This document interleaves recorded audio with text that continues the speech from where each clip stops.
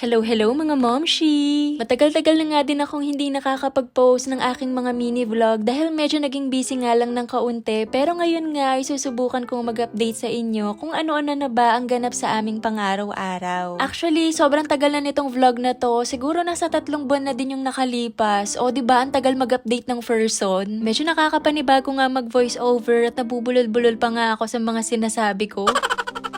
Ngayong araw nga mga momshi, magkikita-kita kami ng aking mga pinsan. Kung naalala nyo dun sa isang vlog ko, may pinsan kaming dumating mula sa ibang bansa at sobrang tagal na din talaga namin siyang hindi nakikita at nakakasama. Kaya ngayon ngang umuwi siya dito sa Pinas ay sinulit at inaraw-araw talaga namin yung pagkikita namin. Bali nandito nga pala kami sa Kaja sa may San Fernando at kakain muna kami ng lunch dito. Pagdating nga namin, na-late nga kami at nadatnan na nga rin namin silang kumakain kaya umorder na nga rin kami agad ng lulutuin. Namiss nga din namin kumain ng samgyeopsal kasi pinakahuling kain yata namin nito ay nakalimutan ko na sa sobrang tagal. Naku, si Basti sa sobrang hilig talaga niya magluto ay ayan, nagpresenta na nga siya na siya daw yung magluluto ng meat. Luto ka!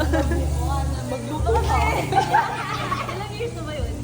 Ilang years na yung ano ka? Yana! Nandito ako.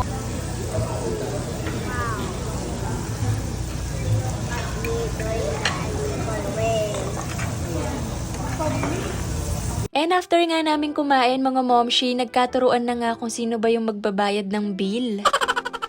Anyway, nung okay na nga ay bumiyahe na kami at dumiretso muna kami sa Susie's Cuisine. Kinuha ko nga muna yung in-order ko na isang bilao ng pansit at dinagdagan ko na nga rin ito ng puto at kutsinta dahil request ito ng pinsan naming balikbayan. Syempre, kailangan natin siyang i-spoil sa mga request niya dahil baka hindi na nga tayo padalhan ng size 8 na sapatos. Charis.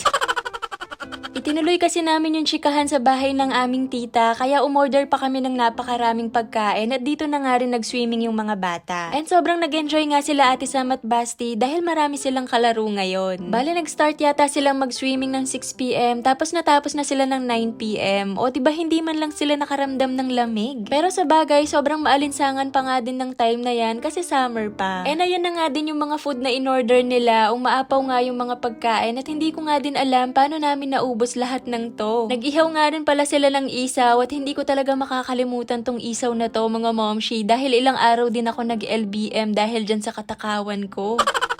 Akala ko nga magpapasugod na ako sa ospital at ganun talaga kalala yung nangyari sa akin pero buti na lang naging okay na din after ilang days at iniiwasan ko na talagang kumain ng isaw ngayon. Habang kumakain nga kami ay ang daming kwento talaga at namiss talaga namin yung isa't isa. Ganito pala talaga no kapag tumatanda na nag-iiba na talaga yung priorities at kahit gusto nyong mag-set ng get together palagi ay hindi possible kasi syempre hindi naman same yung mga schedule namin kaya kapag ganitong pagkikita ay sinusulit talaga namin. Kulang pa nga kami na magpipinsan yan dahil yung iba ay busy sa trabaho. Anyway, yun lang naman yung chika ko for today's video mga momshi. God bless! O, siya nawa. Babush.